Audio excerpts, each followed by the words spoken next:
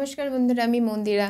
আজকে চলে এসেছি এমনি কথাবার্তা নিয়ে। প্রতিদিন তো নতুন নতুন মিনি ব্লগ তৈরি করছি, কিছু না কিছু রান্না করছি। আজকে ভাবলাম পরিচয় করানো যাক আমার স্বামীর সাথে। অনেকেই জানতে চেয়েছে আমার স্বামী কীরকম, কী দেখতে না দেখতে। বিয়ের পরে, বিয়ে প্রায় আমার হয়েছে 3.5 বছর, কিন্তু এখনও পর্যন্ত কোনো ছবি আপলোড করা হয়নি। আর আমাকে এইরকম দেখতে লাগার একটা বড় কারণ হচ্ছে শীতকাল। শীতকাল পড়ে গেলেই মানুষের চামড়া কেমন ব্যাঙের চামড়ার মতন হয়ে যায়। আর আমাদের তো অতিরিক্ত যত্ন নিই চামড়ার বা শরীরেরও বলতে পারেন। স্নানের পরে তেল মাখতে কিন্তু সচরাচর আমরা ভুলে যাই। এই কারণে আমার মুখটা হয়তো দেখে মনে হচ্ছে কেমন যেন কালো কালো লাগছে। আসলে তাছাড়াও আমি একটু কালো হয়ে গেছি। যাই হোক, আজকে আমি পরিচয় করাই আমার স্বামীর সাথে। করোনার সময় বিয়ে হয়েছে, ছবি আপলোড করা হয়নি, কিছু না। যাই হোক, নিন কথা বলুন, দেখুন কেমন সে, আসলে মানুষটা কেমন সে। নমস্কার বন্ধুরা, আশা করি আপনারা সবাই ভালো আছেন। এটাই আমার প্রথম ভিডিও, সুতরাং কোনো ভুল ত্রুটি হতে পারে। ভুল ত্রুটি হলে জানাবেন এবং মার্জনা করবেন। ওকে, তো শুরু করা যাক। শীতকাল তো শুরু হচ্ছে এবং একটু একটু ঠান্ডা ঠান্ডা সবারই লাগছে। যাই হোক, সাবধানে থাকবেন বুঝে।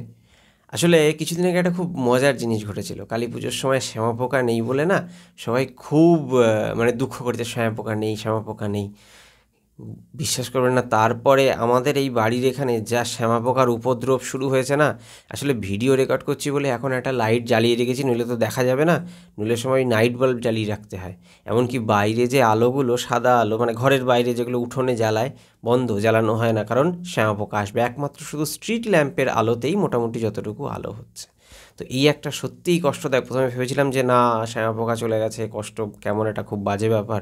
কিন্তু যেভাবে কাম ব্যাক করেছে, মানে একদিকে হচ্ছে মশা, তার সাথে হচ্ছে শ্যামা পোকা, একে ছাড়লে মনে হলো যে কালী পুজোর আগেই হয়তো শ্যামা পোকা চলে গেল।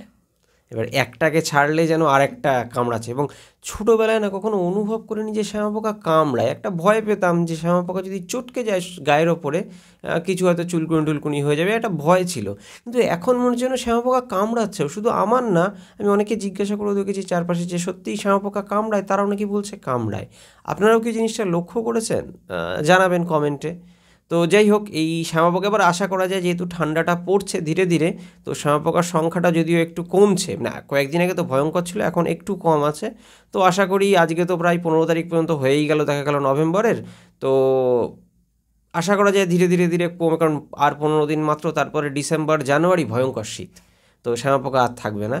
যাই হোক, তখন শুধু মশাকেই সামলাতে হবে। আশা করি মশাও একটু উৎপাত কমবে খুব ঠান্ডা পড়লে। আর আরেকটা ভালো দিক কি, যে আমার ঘরের জানালা খোলার কোনো প্রয়োজনই নেই, যেহেতু শীতকাল, ঘর গরম থাকলেই ভালো, সুতরাং সেই সূত্রে মশাও ঢুকবে না।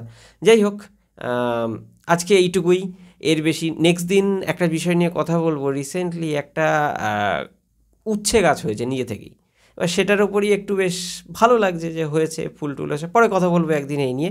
যাই হোক, আজকের আলোচনা এখানে এটুকুই। আপনাদের কেমন লাগলো অবশ্যই জানাবেন। আর দ্বিতীয়ত, আপনাদের যদি কখনো মনে হয় যে কোনো বিষয় নিয়ে আমরা এরকম আসি, গল্প করি, অবশ্যই কমেন্ট বক্সে জানাবেন। আমরাও গল্প করব, গল্প করতে খুবই ভালোবাসি এবং ভালো লাগবে। আসলে তথাকথিত জীবনের বাইরে এসে এরকম ক্যামেরার সামনে গল্প করা বেশ ভালোই, আমারও ভালো লাগে। তো যাই হোক, দেখা হবে নতুন ভিডিওয়। ভালো থাকবেন, বাই বাই।